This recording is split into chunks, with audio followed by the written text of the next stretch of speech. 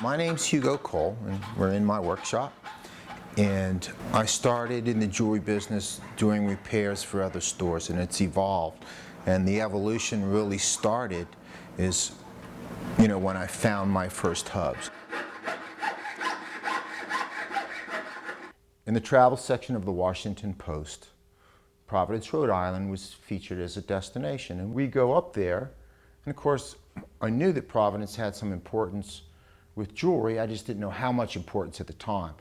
But we get this little sort of touristy map thing, and you can see on the map that the Providence Jewelry District is marked out on the map. It exists there. Of course, there is really no Providence. It's empty lots and vacant buildings. But while I was there, I tried to do as much jewelry stuff as I possibly could, and I went to a place that deals in used jewelry manufacturing equipment. But the place was wrecked. Part of the roof had collapsed due to snow, and there was a crew there picking up rubble and throwing it in a dump truck. And so they got this forklift under this metal cabinet that was just falling apart, and they lift it up. They're about to heave it over in the truck, and the cabinet breaks open, and its contents spills on the floor, 20 feet away from me.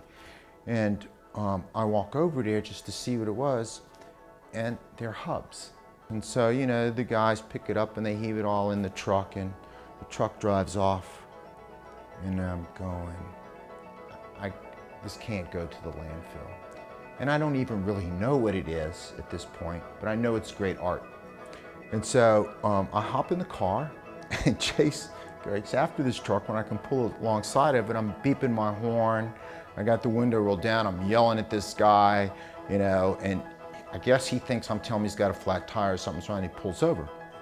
And I get out of the car and I walk up there, and I take $1,000, which is all the money I sort of had on me, out of my pocket, and tear it in half and give him half and say, if you just wait here while I get some of this trash off the back of your truck, I'll give you the other half.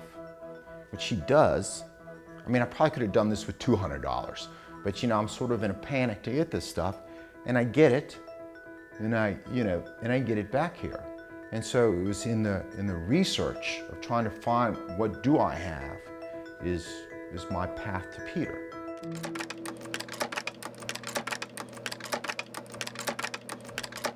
The actual word hub or hub is an English word. It's not a pretty word, but in Italian, la creatura, the creation.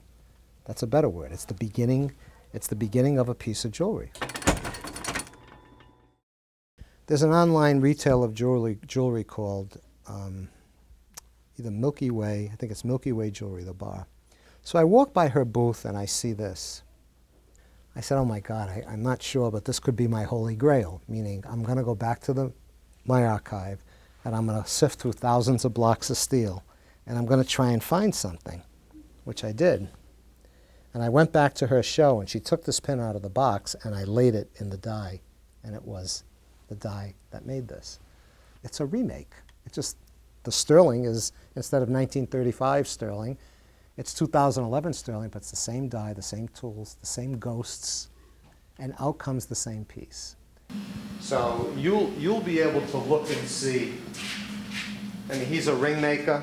I'm going to show you ring tools that were made 150 years ago that still work today.